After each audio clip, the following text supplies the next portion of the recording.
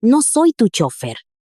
Mamá, esas 5 palabras, pronunciadas con un desprecio tan frío a través del teléfono, fueron el último clavo en su ataúd. Lo que mi hija, Lucía, no sabía era que yo ya había ido a ver a mi abogado 3 días antes, y cuando él la llamó 2 meses después para darle la noticia, sus gritos probablemente se escucharon en 3 provincias a la redonda. Mi nombre es Carmen Delgado. Tengo 68 años. Y esta es la historia de cómo mi propia hija me demostró exactamente quién era en realidad. Y de cómo me aseguré de que nunca lo olvidara. Crié a Lucía yo sola después de que su padre nos abandonara cuando ella tenía 3 años. Hice turnos dobles en el hospital como enfermera. Estudié en la escuela nocturna para sacarme la diplomatura. Y me aseguré de que a mi niña nunca le faltara de nada. Clases de baile, lecciones de piano, campamentos de verano en Santander, un coche de segunda mano cuando cumplió los 18 y una carrera totalmente pagada en la Universidad Complutense de Madrid. No lo hice esperando gratis.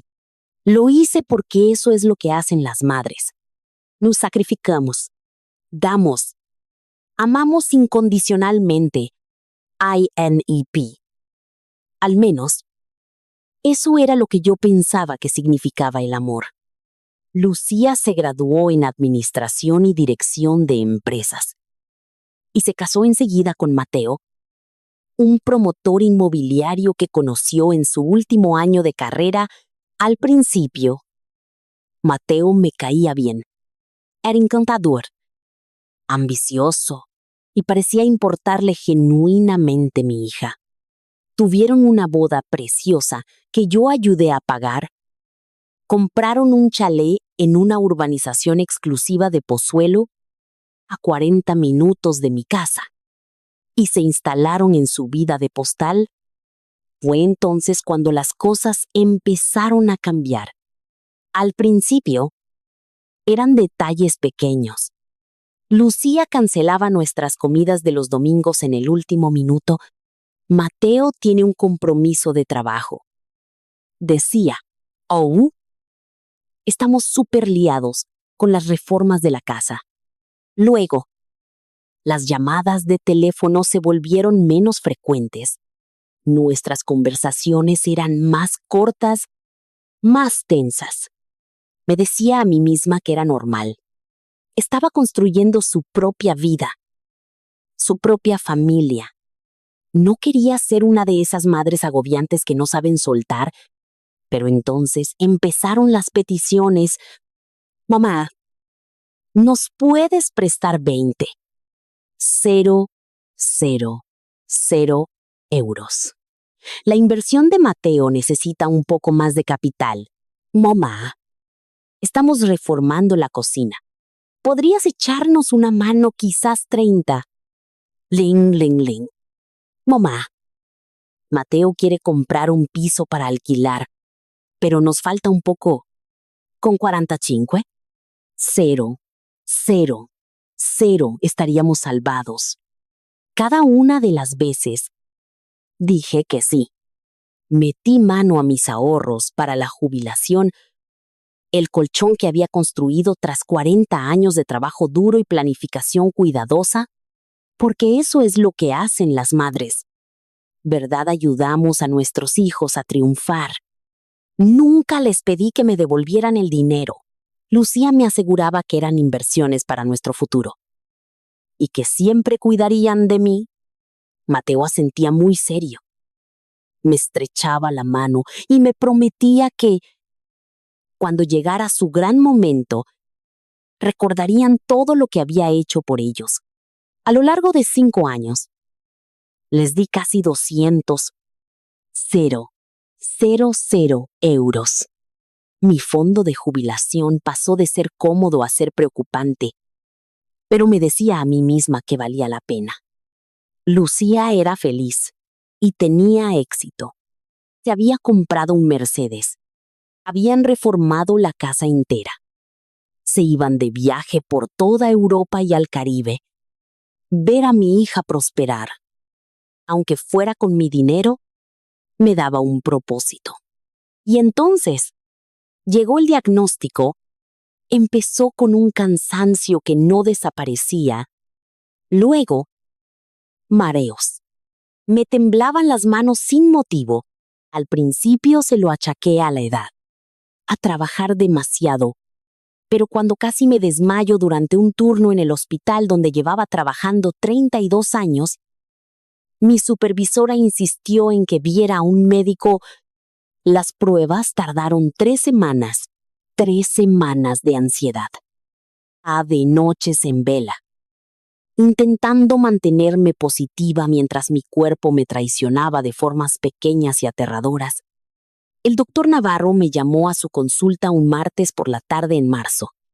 Recuerdo la fecha porque fue 2 días antes del cumpleaños de Lucía y yo tenía planeado llevarla a comer a su restaurante favorito. Carmen, tienes fibrilación auricular, me dijo, con sus ojos amables y serios detrás de las gafas. El sistema eléctrico de tu corazón no funciona correctamente. La buena noticia es que es tratable, pero necesitamos monitorizarte de cerca y ajustar la medicación con mucho cuidado. Necesitarás revisiones periódicas. ¿Why? Bajo ningún concepto puedes conducir durante al menos 60 días mientras estabilizamos la dosis. Sentí que el suelo desaparecía bajo mis pies. No poder conducir, yo vivía sola. Tenía facturas que pagar, la compra que hacer, citas médicas a las que asistir. ¿Qué pasa con el trabajo?, pregunté. Aunque ya sabía la respuesta, tienes que coger la baja médica de inmediato, dijo con suavidad. Lo siento mucho. Carmen, sé lo importante que es tu trabajo para ti. Llamé a Lucía esa misma tarde desde el aparcamiento del hospital, con las manos aún temblando por la noticia. Cariño, tengo que contarte algo, le dije cuando descolgó. De fondo, podía escuchar la televisión. Sonaba como un reality show. Mamá, puede esperar Mateo y yo. Estamos viendo una cosa. Lucía, he estado en el médico hoy. Tengo un problema de corazón. Madre mía, es grave, o sea, te estás muriendo. Su tono no era de preocupación, era de molestia. Como si hubiera interrumpido su programa con algo inoportuno. No me estoy muriendo, pero necesito ayuda. No puedo conducir durante 60 días mientras me ajustan la medicación. Y yo, mamá, para eso está Cabify. Mira, me tengo que ir. Mándame los detalles por WhatsApp. Vale, te quiero. Adiós. Colgó antes de que pudiera responder. Me quedé sentada en mi coche, en ese aparcamiento, durante 20 minutos. Miraba el móvil, diciéndome a mí misma que solo estaba ocupada, que procesaría la noticia más tarde y me llamaría de vuelta. Preocupada y pidiendo perdón, no volvió a llamar esa noche, ni al día siguiente, ni al otro. Le mandé por WhatsApp la información de mi médico, el horario de mis citas, y le pregunté si podíamos organizarnos para hablar una vez por semana. Me respondió 3 días después con un me parece bien. Mamá, las cosas por aquí son una locura con la expansión del negocio de Mateo. Intentaremos ayudar cuando pueda. Intentaremos ayudar. Esas palabras se instalaron en mi pecho como una piedra. Los 2 meses siguientes fueron los más solitarios de mi vida. Cogía taxis para ir a mis citas médicas. Me gasté una fortuna en envíos de la compra a domicilio. Y me sentaba en mi casa a ver cómo los árboles de mi ventana florecían con la primavera, mientras yo sentía que me marchitaba. Llamaba a Lucía una vez a la semana. A veces contestaba. La mayoría de las veces saltaba el buzón de voz. Cuando lográbamos hablar, ella aceleraba la conversación. Siempre tenía que estar en otro sitio, hacer otra cosa. ¿Cómo te encuentras? Se convirtió en su frase de apertura estándar, pronunciada con el mismo tono de quien pregunta, ¿qué tal el tiempo? Lo voy llevando, decía yo. Aunque algunos días el agotamiento era tan abrumador que no podía levantarme de la cama hasta el mediodía, aunque me gustaría ver, quizás podrías venir a comer este fin de semana. Miraré la agenda y te digo algo. Nunca me decía nada. Entonces llegó mi cita de seguimiento. El doctor Navarro necesitaba verme a las 2 de la tarde de un miércoles. La había programado con semanas de antelación. La noche anterior, llamé a Lucía. Cariño, mañana tengo esa cita médica tan importante, la que determina si la medicación está funcionando. ¿Podrías llevarme? Por favor, es a las 2. Y... Mamá, Mateo tiene que enseñar una propiedad a las 3. Tengo que estar allí. Es solo 1 hora. Habremos terminado a las 3:15 como muy tarde. ¿Sabes lo que es un Uber? ¿Verdad? No eres una inútil. Mamá, no puedo dejarlo todo tirado cada vez que necesitas algo. Cada vez que necesitaba algo, como si le estuviera llamando a diario, exigiéndole atención. Como si no le hubiera dado todo lo que tenía durante 35 años. Lucía, tinha dado 200. 000 euros. Madre mía, ya estamos. ¿Me vas a echar eso en cara ahora? Eso fue hace años. Mamá, y nosotros nunca te pedimos que nos dieras ese dinero. Tú te ofreciste. Apreté el teléfono con fuerza. Nunca te pedí que me lo devolvieras. Solo pensé. ¿Pensaste el qué? Que te debía algo. Eso es muy manipulador. Mamá, Mateo dice que siempre haces este tipo de chantaje emocional. Mateo dice, ¿cuándo había empezado mi hija a usar las opiniones de su marido como armas contra mí? No intento manipularte. Le dije, forzando la voz para mantener la calma, aunque mi corazón dañado y exhausto, latía a toda velocidad. Solo necesito ayuda. Soy tu madre. Y yo estoy ocupada. Mira, me tengo que ir. Usa un Uber. Y colgó. Me quedé allí sentada, en mi casa silenciosa, con el teléfono aún pegado a la oreja. Escuchando el silencio sepulcral al otro lado de la línea, algo dentro de mí se rompió en ese instante. Algo que se había estado resquebrajando lentamente durante meses, pero que de alguna manera se mantenía unido por pura fuerza de voluntad maternal, era mi hija, mi única hija, la niña a la que había acunado en sus pesadillas, a la que había animado en sus partidos de baloncesto, a la que había abrazado cuando le rompieron el corazón y con la que había celebrado su graduación, y no podía molestarse en llevarme a una cita médica que determinaría si mi corazón era lo bastante estable como para hacer una vida normal. Esa noche no dormí. Me quedé en la cama mirando al techo, repasando cada interacción con Lucía durante los últimos 5 años, y por primera vez me permití ver el patrón que había estado negando. Llamaba cuando necesitaba dinero. Venía de visita cuando le venía bien. Se acordaba de mí en cumpleaños y navidades con regalos caros que probablemente había elegido Mateo, acompañados de tarjetas con mensajes genéricos que podrían haberse escrito para cualquiera. Pero cuando la necesité, cuando estaba asustada, sola y enfrentándome a una crisis médica, fui un inconveniente, una carga, alguien con quien lidiar haciendo el mínimo esfuerzo aceptable. A las 3 de la mañana, me levanté Fui a mi escritorio. Saqué la carpeta donde guardaba todos mis documentos importantes. Mi testamento estaba arriba del todo. Un documento sencillo que redacté hace 10 años y que le dejaba absolutamente todo a Lucía, mi casa, lo que quedaba de mis ahorros, mi seguro de vida, todo. No era una fortuna. Después de haberle dado tanto dinero a lo largo de los años, quizás unos 350. Cero euros en total, si lo sumabas todo, pero era mío. Me lo había ganado. Guay. De repente, supe exactamente lo que tenía que hacer.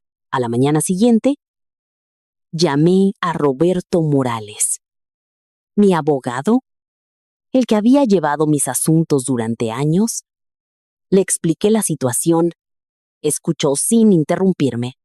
Su silencio al otro lado de la línea resultó extrañamente reconfortante. Carmen, me dijo cuando terminé, quiero que pienses en esto con mucho cuidado. Las decisiones sobre herencias que se toman en un momento de enfado pueden tener consecuencias permanentes. Roberto, esto no es enfado, es claridad.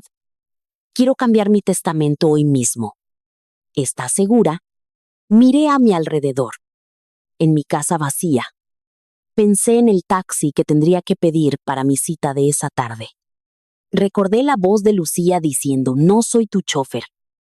Nunca he estado tan segura de nada en toda mi vida. 3 horas después, estaba sentada en el despacho de Roberto firmando los nuevos documentos. Mi patrimonio iría ahora a varias organizaciones benéficas, la Fundación Española del Corazón, el Fondo de Becas del Colegio de Enfermería y la casa de acogida para mujeres de mi comunidad donde solía ser voluntaria. Lucía no recibiría nada. Él la va a empuñar esto. Me advirtió Roberto. ¿Que lo intente? Estoy en pleno uso de mis facultades. No hay base legal y voy a incluir una carta explicando exactamente por qué he tomado esta decisión. Eso está permitido, ¿verdad? No solo está permitido. Es muy recomendable. Demuestra una intención y un razonamiento claros, así que la escribí. Cada palabra era como abrir una herida. Doloroso, pero necesario. Amiguilla, Lucía, no te dejo sin nada por despecho, sino porque me has demostrado que tu amor era transaccional, condicionado a lo que yo podía proporcionarte. En lugar de a quién soy, me has abandonado cuando más te necesitaba. Me has tratado como una obligación en lugar de como a tu madre. Y has demostrado que el único valor que yo tenía en tu vida era económico. Espero que encuentres la felicidad con el dinero que te di en vida, porque no recibirás nada más de mí en la muerte. Quizás algún día entiendas lo que perdiste. No dinero, sino la relación con la mujer que te amó más que a su propia vida. Tu madre, Carmen Delgado. Firmé el testamento. La secretaría de Roberto actuó como testigo y quedó hecho. Eso fue 3 días antes de la llamada de teléfono que dio comienzo a esta historia. La cita médica fue bien. Mi medicación estaba funcionando, mi ritmo cardíaco era estable. El doctor Navarro me dijo que podría empezar a conducir de nuevo en un par de semanas. Volví a casa en taxi.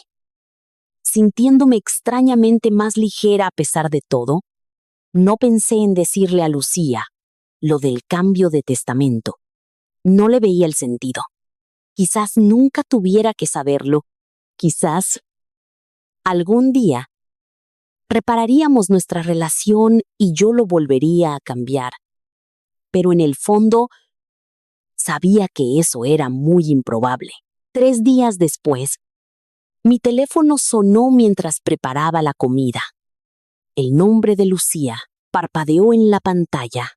Casi no respondo. Diga, mamá, necesito que te quedes en casa el fin de semana que viene. Mateo y yo nos vamos a La Rioja a una cata de vinos y la persona que nos cuidaba la casa ha cancelado. Ni un ¿cómo estás? Ni un ¿qué tal fue tu cita médica? Solo una petición. Lucía, tengo planes el fin de semana que viene. Menki, ¿en serio qué planes puedes tener tú? El tono despectivo de su voz desencadenó algo dentro de mí. Todo el dolor, toda la soledad, todos los meses siendo tratada como si yo no importa, brotaron de golpe. Eso a ti no te importa. Le respondí fríamente. Jala. Val. Mamá. Ponte así. Ponerme como Lucía, como alguien que tiene su propia vida. Creía que querías que fuera independiente, que usara Cabify, que no dejara todo tirado por ti. Eso es completamente distinto. ¿Ah? Sí. ¿En qué es distinto? Hubo una pausa. Val, olvida que te lo he pedido. Pero yo no había terminado. Llevaba 2 meses mordiéndome la lengua, inventando excusas para ella, intentando ser la madre comprensiva. Y había llegado a mi límite. Siquiera sabes cómo fue mi cita médica. Pregunté en voz baja. ¿Qué cita? A la que te negaste a llevarme. La importante. La de hace 3 días. Otra pausa. Ah. Sí. ¿Qué tal fue? Su tono casual. Su oído evidente. Fue la gota que colmó el vaso. Fue bien. Mi corazón está estable. Podré conducir pronto. No es que te importara lo suficiente como para preguntar. Mamá, no empieces a hacerme sentir culpable. ¿No te estoy haciendo sentir culpable? Lucía, estoy diciendo los hechos. Tuve una crisis médica y tú lo trataste como una molestia. Te necesité y no estuviste ahí. Madre mía, te pido que me lleves una sola vez al médico y actúas como si te hubiera abandonado. No fue un viaje en coche, fueron meses en los que estuve sola, asustada, pasándolo mal, mientras tú estabas demasiado ocupada con tus reformas, tus viajes y tu vida perfecta que yo ayudé a pagar. Ya está. ¿Sabía que algún día me ibas a echar el dinero en cara? No te lo estoy echando en cara. Te estoy recordando que te di todo lo que tenía y cuando necesité de vuelta la fracción más diminuta de eso, tú no pudiste molestarte. La discusión subió de tono. La voz de Lucía se volvió más aguda, más defensiva. Me acusó de ser manipuladora, controladora, de no dejarla vivir su propia vida. Yo la acusé de ser egoísta, desagradecida y fría. Finalmente, ella gritó, ¿sabes qué? Mamá, ya he terminado con tus necesidades, tus chantajes emocionales, tus exigencias constantes. Te pedí un solo viaje en coche. No soy tu chofer. Las palabras quedaron suspendidas en el aire. Como veneno, tienes razón. Dije, con mi voz de repente muy calmada. No lo eres. Eres mi hija. O al menos lo eras. ¿Qué se supone que significa eso? ¿Significa que he terminado de esperar nada de ti? Lucía, he terminado de tener la esperanza de que algún día recuerdes que existo por razones que no sean financiar tu estilo de vida. Y terminado. ¿Vale? Pues terminamos. A ver si te crees que me importa. Y me colgó. ¿Esa sería la última vez que hablaríamos durante 2 meses? Me quedé en la cocina. con las manos temblando. El corazón me latía de una forma que habría alarmado al doctor Navarro. Pero mezclado con el dolor y la ira, había algo más. Algo que casi se sentía como libertad. Había cambiado mi testamento justo a tiempo. Las semanas siguientes fueron extrañas. Esperé a que Lucía llamara para pedir perdón. No lo hizo. Esperé a que, al menos, mandara un mensaje para saber cómo estaba. Nada. Llegó mi cumpleaños y pasó. Ni una tarjeta, ni una llamada, ni un WhatsApp. Podría haber dado yo el primer paso. Una parte de mí quería hacerlo, pero la otra parte, la que había estado muriendo lentamente por el abandono emocional, sabía que, si la buscaba ahora, si le pedía perdón por haberme defendido, le estaría enseñando que podía tratarme como quisiera y que yo siempre volvería a por más, y ya no podía soportarlo. En lugar de eso, me centré en mi salud. Mi corazón se estabilizó. Empecé a conducir otra vez. Volví al trabajo a media jornada. Retomé el contacto con amigas a las que había descuidado. Me apunté a un club de lectura.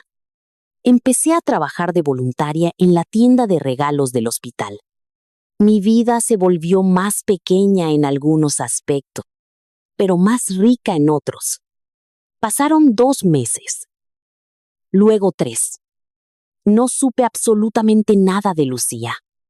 Entonces, un martes por la tarde de septiembre, me caí. Fue una tontería. La verdad, estaba intentando coger algo del estante superior de mi armario. Perdí el equilibrio y caí al suelo con fuerza.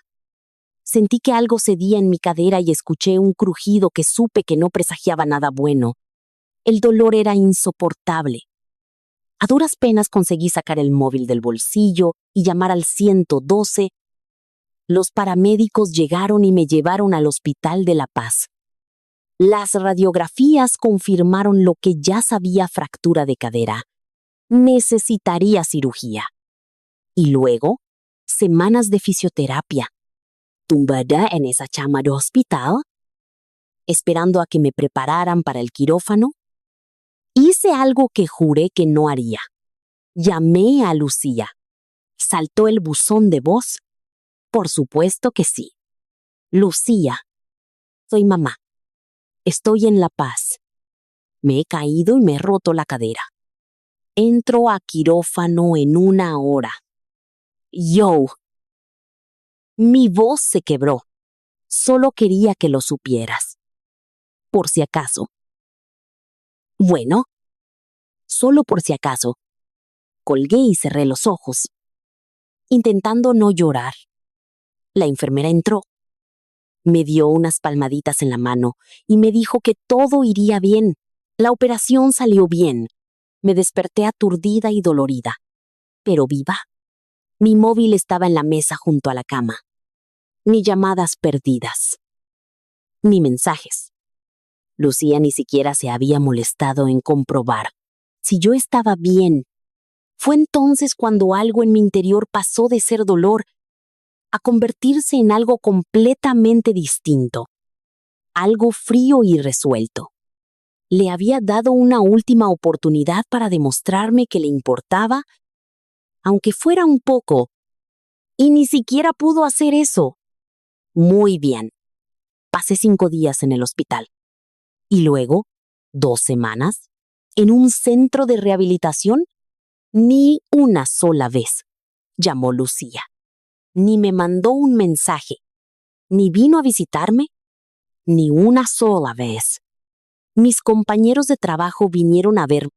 Mis amigas del club de lectura me trajeron revistas y bombones. Incluso mi vecina, la señora Torres, condujo 40 minutos para sentarse conmigo una tarde entera. Pero mi propia hija nada. Cuando por fin volví a casa, contraté a una auxiliar para que me ayudara unas horas al día. La fisioterapia fue brutal, pero la afronté con una determinación que sorprendió incluso a mi terapeuta. Se está curando increíblemente bien para alguien que ha pasado por lo suyo, me dijo. La mayoría de las personas de su edad tardan meses en llegar a este punto. Tengo mucha motivación. Contesté simplement. Lo que no le dije es que mi motivación nacía de la rabia, del dolor, de comprender con una claridad meridiana que estaba completamente sola en este mundo y que si no luchaba por mi propia recuperación, nadie más lo haría. Fue durante una de esas sesiones de fisioterapia cuando sonó mi teléfono. Roberto Morales.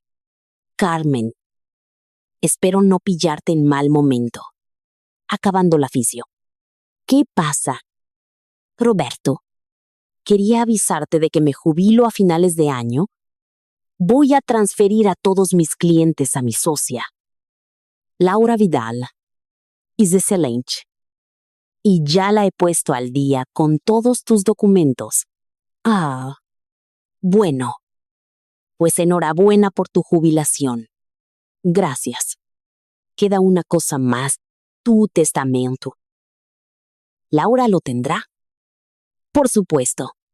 Pero quería recordarte que si algo cambia en la relación con tu hija, siempre podemos. Nada va a cambiar. Roberto, hubo una pausa. Siento oír eso. Yo, no. ¿Ya no? Después de colgar, me quedé mirando el teléfono un largo rato. Luego, abrí mis mensajes y busqué el nombre de Lucía. El último mensaje era mío, de hacía 3 meses. Te quiero. Ella nunca había respondido. Empecé a teclear. Lucía. Me rompí la cadera hace 2 semanas. Ya estoy bien. Pero pensé que debía saberlo. No porque espere nada de ti. Esa lección ya la he aprendido, sino porque algún día, cuando estés sentada frente a un abogado escuchando la lectura de mi testamento, recordarás este momento. Recordarás que di el primer paso una última vez y que aún así no pudiste molestarte en preocuparte. Espero que lo que sea que compraran los negocios inmobiliarios de Mateo haya valido la pena. Espero que tus viajes a La Rioja y tu cocina reformada llenen el espacio vacío donde solía estar tu madre. Espero que seas feliz. Adiós. Lucía. Le di enviar antes de poder arrepentirme. Esta vez. No esperaba respuesta. Y tampoco la recibí. La vida siguió adelante. Mi cadera se curó. Volví al trabajo a jornada completa. Las fiestas pasaron.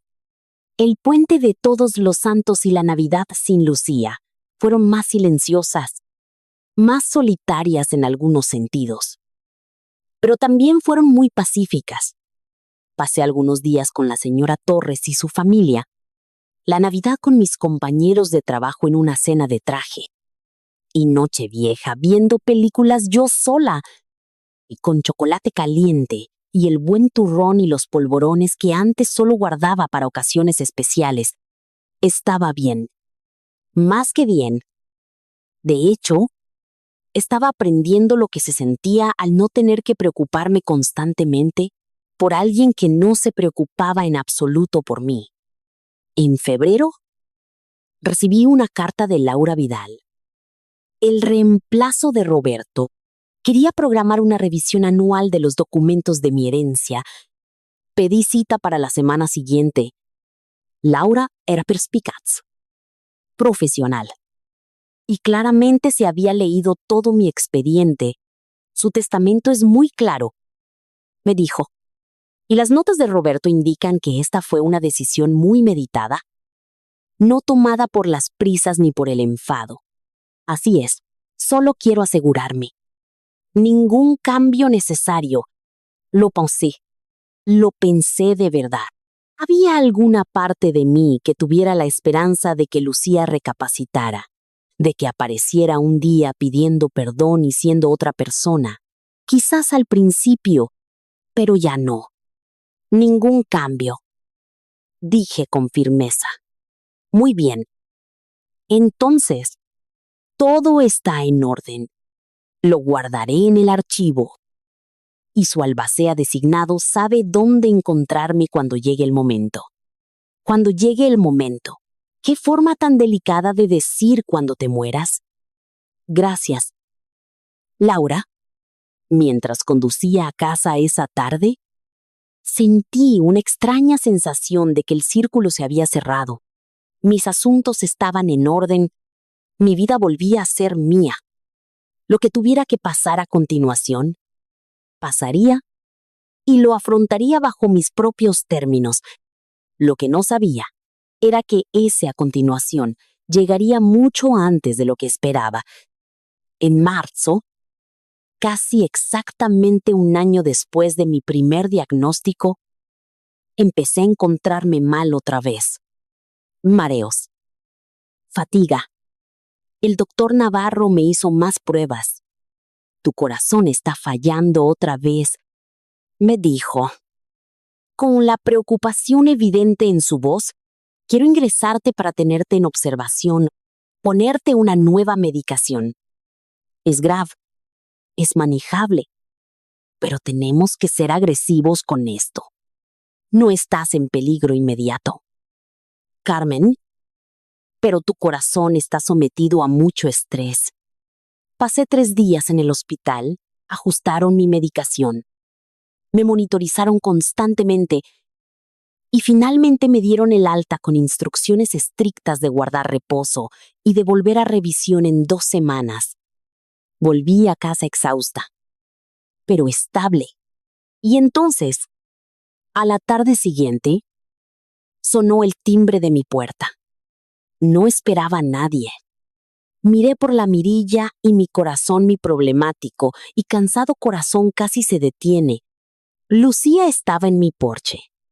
Por un instante de locura, pensé que quizás se había enterado de alguna manera, que quizás estaba allí para, por fin, ser la hija que yo siempre había esperado que fuera.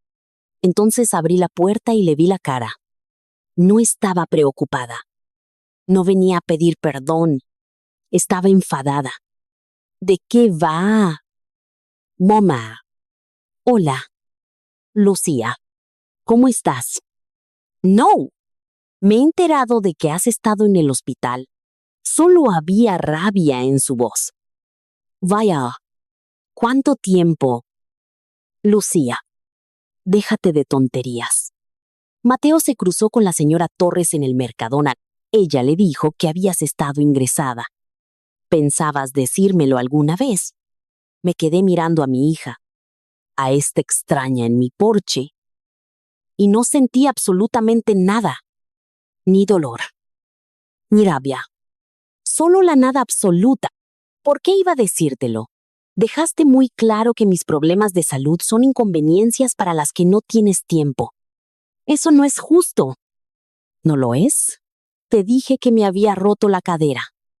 Nunca respondiste. Estuve en el hospital durante días. Nunca llamaste. ¿Por qué iba a ser diferente esta vez? Tuvo la decencia de parecer incómoda. Estaba muy ocupada. Siempre estás muy ocupada. Lucía, esa es la cuestión. Estás ocupada con tu vida, con tu matrimonio, con tus viajes, con todo, excepto con tu madre. Eso no es verdad.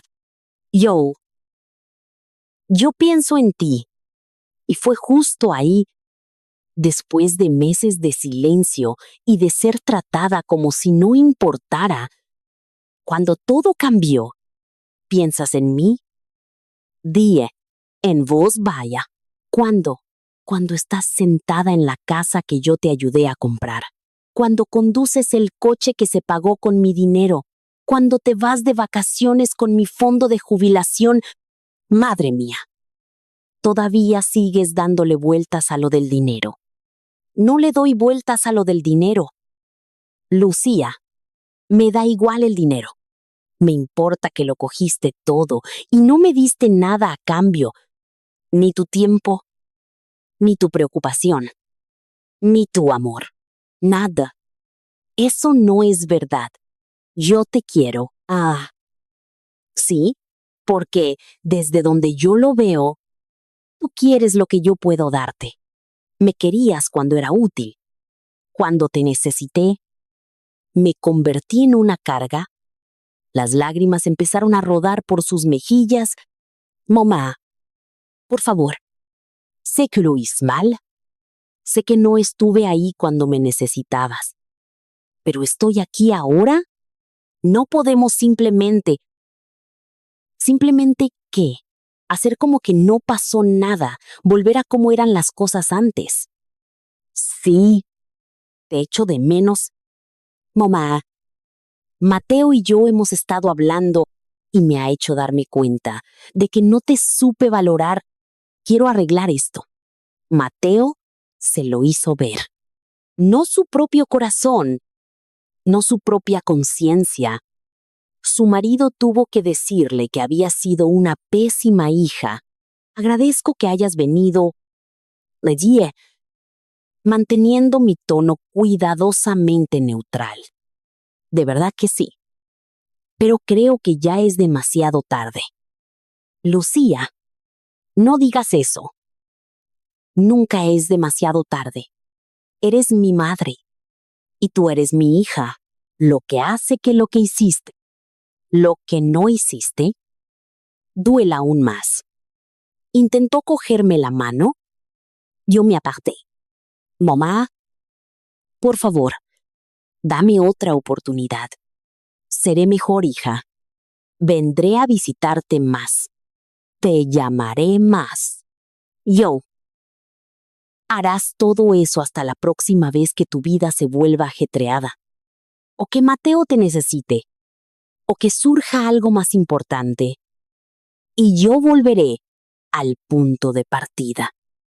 Esperando junto al teléfono a una hija que no tiene tiempo para molestarse. Eso no pasará. Te lo juro, también juraste que me devolverías el dinero que te presté. ¿Y cómo acabó la cosa? Se encogió como si la hubiera abofeteado. Eso era distinto. No era distinto. Es el mismo patrón una y otra vez. Tú tomas de mí y no das nada a cambio. Ni dinero, ni tiempo, ni amor. Nada. Estoy intentando arreglarlo ahora. Porque escuchaste que estuve en el hospital. Porque la señora Torres lo mencionó y, de repente, tu conciencia despertó. No porque, genuinamente, te importara lo suficiente como para interesarte por mí por ti misma. Lloraba sin consuelo. Lo siento. Lo siento muchísimo. Por favor. Mamá, por favor, mire a mi hija. La miré de verdad. Vi la ropa de marca. Las mechas caras en su pelo. La pulsera de diamantes en su muñeca que sabía que costaba al menos 5,000 euros. Todo financiado por mi trabajo duro y mi sacrificio, y no sentí nada. Te perdono. Lucía, dije suavemente. Lo hago, pero el perdón no significa que las cosas vuelvan a la normalidad. Tú me enseñaste que no puedo depender de ti. Esa lección ya está aprendida y no puedo desaprenderla. ¿Y entonces qué? No volvemos a hablar nunca más. Simplemente me vas a echar de tu vida. Yo no te estoy echando. ¿Te echaste tú sola? Yo solo estoy aceptando la realidad. Se quedó allí de pie, en mi parque, llorando, rogándome que la dejara entrar de nuevo en mi vida. Y una parte de mí, la parte de madre, la que la había querido desde antes de que naciera. Quería hacerlo, quería creer que esta vez lo decía de verdad, pero el resto de mí, la parte que había aprendido a sobrevivir sola, sabía que no era cierto. Deberías irte, dije con suavidad. Las dos necesitamos tiempo para pensar. ¿Pensar en qué? En si puedes encontrar en tu corazón la forma de perdonar a tu propia hija. Ya te he perdonado. Estoy pensando en si puedo confiar en ti. Y ahora mismo, la respuesta es no. Se marchó. La vi caminar hacia su Mercedes. La vi sentarse en el asiento del conductor durante 5 minutos. Antes de arrancar y marcharse, cerré la puerta. Fui al salón y me dejé caer pesadamente en el sofá. Me temblaban las manos. Me latía el corazón a 1000 por hora. El tipo de latido malo, el que me hacía temer que el doctor Navarro me volviera a ingresar. Pero debajo de los síntomas físicos, había otra cosa, algo que se sentía como un punto y final. Había dicho lo que tenía que decir. Me había mantenido firme. Por primera vez en nuestra relación, había puesto mis necesidades por encima de sus caprichos y se sentía bien. 6 semanas después, me encontraba muchísimo mejor. Mi medicación por fin estaba equilibrada. Estaba recuperando la energía. Incluso estaba pensando en hacer un viaje. Quizás ir a Tenerife a ver el Teide, como siempre había querido. Estaba en el trabajo, terminando mi turno, cuando sonó mi teléfono móvil. Laura Vidal. Hola. Laura, ¿qué puedo hacer por ti? Carmen, tengo que informarte de una cosa. Acabo de recibir una llamada del abogado de tu hija. El estómago me dio un vuelco. Que, al parecer, tu hija se ha enterado de algún modo de los cambios en tu testamento. Su abogado está haciendo averiguaciones preliminares sobre tu capacidad mental y amenaza con impugnar el testamento. Me senté despacio, con las piernas temblando de repente. ¿Cómo se ha enterado? Esos documentos son confidenciales, no lo sé. Pero lo sabe y no está nada contenta. Se me escapó una risa amarga. Me imagino que no. Carmen, necesito preguntarte, ¿cómo es la relación actual con tu hija? Inexistente. Vino a verme hace 6 semanas. Me pidió perdón. Rogó por otra oportunidad. Le dije que no podía confiar en ella. No hemos vuelto a hablar desde entonces. Y antes de eso, casi un año de silencio. Interrumpido solo por mí, suplicándole consideración básica, y ella tratándome como a una carga. Eso en realidad es bueno para nosotros. Si lo impugna.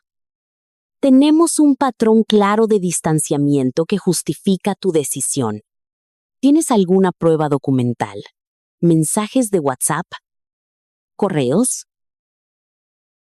Docenas, incluidos los de cuando estaba en el hospital con la cadera rota y ella nunca respondió. Guárdalo todo. Reenvíamelo. Si quiere pelear por esto, le enseñaremos al juez exactamente qué clase de hija era. Después de colgar, me quedé sentada allí un largo rato. Procesándolo, Lucía lo sabía. De alguna manera había descubierto que la había dejado fuera de la herencia. Y su primera reacción no fue intentar arreglar nuestra relación, fue buscarse un abogado. Eso me dijo todo lo que necesitaba saber. 3 días después, Lucía apareció de nuevo en mi casa. Esta vez, Mateo venía con ella. Casi no abro la puerta. Pero algo me impulsó a hacerlo. Llámalo curiosidad morbosa. Llámalo la necesidad de poner un punto y final definitivo. Mamá, tenemos que hablar, dijo Lucía, con la voz tensa y muy controlada. Hola. Lucía. Mateo. ¿Qué os trae por aquí? Sabes perfectamente qué nos trae por aquí, dijo Mateo. Su fachada encantadora había desaparecido por completo. Cambiaste tu testamento y dejaste a Lucía completamente fuera. Ese es mi derecho. Después de todo lo que hicimos por ti, empezó a decir él. Todo lo que hicisteis por mí. No pude evitar reírme. ¿Qué hicisteis exactamente por mí? Mateo, aparte de llevaros 200,000 euros y hacerme luz de gas cuando necesitaba la ayuda más básica, nunca te pedimos que nos dieras ese dinero. No, solo me manipulasteis. Me presionasteis y me hicisteis sentir como una madre terrible si no os ayudaba a invertir en vuestro futuro. Y luego, cuando yo os necesité, no soy tu chofer. ¿Te acuerdas? La cara de Lucía se puso roja. Te pedí perdón por eso. Una vez, después de casi un año, y solo porque la señora Torres te comentó que estuve en el hospital. Tu disculpa fue por tu propio interés. Y no significaba nada. Eres una mujer amargada y vengativa. Escupió Mateo. ¿No soportas que Lucía haya construido una vida sin ti? Con mi dinero. Le corregí calmadamente. Construyó una vida con mi dinero, mientras me trataba como a un cajero automático con una personalidad molesta. ¿Vamos a impugnar el testamento? Dijo Lucía con la voz temblorosa. No puedes hacer esto. Soy tu hija. Soy tu única hija. Sí, lo eres. Y deberías haber actuado como tal. Cualquier juez verá a través de esto. Dijo Mateo. Es obvio que no estás en tus cabales. Estoy perfectamente en mis cabales. Tengo informes de varios médicos que lo confirman. También tengo pruebas de cada una de las veces que busqué a Lucía y fui ignorada, menospreciada o tratada como una molestia. Cada mensaje de WhatsApp, cada buzón de voz, cada llamada sin contestar. ¿Queréis impugnar esto en un juzgado? Porque os prometo que a un juez le interesará mucho leer nuestras conversaciones de texto. De cuando yo estaba postrada en la cama de un hospital con la cadera rota, la cara de Lucía se quedó pálida. ¿No serías capaz? Ponme a prueba. Llevadme a juicio. Lucía. Saquemos todos los trapos sucios delante de un juez. Hablemos de todo el dinero que os di y que nunca me devolvisteis. Hablemos de cuándo te negaste a llevarme al médico, mientras lidiaba con un problema cardíaco. Hablemos de cuando me dijiste que no eras mi chofer. Y de cómo te pasaste un año sin dirigirme la palabra. Seguro que os sale genial. Se quedaron allí pasmados. Mateo apretaba la mandíbula y los ojos de Lucía volvieron a llenarse de lágrimas. Yo te quise. Di en voz vaya. Te quise más que a nada en este mundo. Te lo habría dado todo. Y de hecho lo hice. Pero el amor requiere de cierta reciprocidad. Lucía, requiere estar presente. Y tú nunca lo estuviste. Así que eso es todo. Susurró Lucía. De verdad te vas a morir y no me vas a dejar nada. Voy a morir y le voy a dejar mi dinero a organizaciones que de verdad ayudan a las personas. A la Fundación Española del Corazón. Porque las enfermedades cardíacas no deberían afrontarse en soledad. Al Fondo de Becas de Enfermería. Porque las chicas jóvenes no deberían tener que trabajar en 3 sitios a la vez para pagarse la carrera. ¿Cómo me pasó a mí? A la casa de acogida de mujeres, porque a veces la familia es el último lugar al que deberías acudir.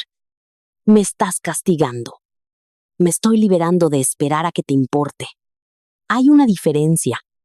Mateo agarró del brazo a Lucía. ¿Vámonos? Estamos perdiendo el tiempo. Que se muera sola y amargada. No estaré sola.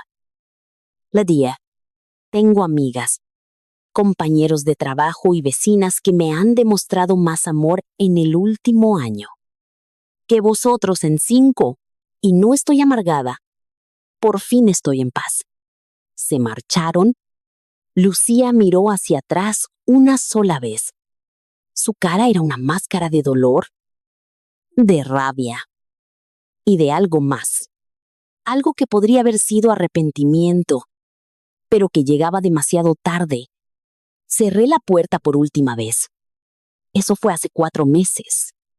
Estoy escribiendo esto desde el estudio de mi casa, mirando a mi jardín, donde las flores de primavera por fin están brotando. Mi corazón está estable. Mi vida está plena y estoy planeando ese viaje a Tenerife para el mes que viene. Lucía nunca impugnó el testamento. Su abogado probablemente le aconsejó que sería caro, público y, en última instancia, inútil. Dada toda la documentación que yo tenía, no se ha puesto en contacto conmigo desde aquel día. A veces me pregunto si hice lo correcto, si debería haberle dado otra oportunidad. Intentar una vez más, tender un puente sobre el abismo que nos separa, pero entonces, recuerdo estar de pie en aquel aparcamiento del hospital, llamando a mi hija para decirle que estaba asustada y que necesitaba ayuda. Recuerdo que me dijo, no soy tu chofer, como si llevar a su madre al médico fuera poca cosa para ella. Recuerdo pasar las Navidades sola, porque no podía hacerme un hueco en su agenda. Recuerdo romperme la cadera y esperar una llamada que nunca llegó. Y entonces sé que tomé la decisión correcta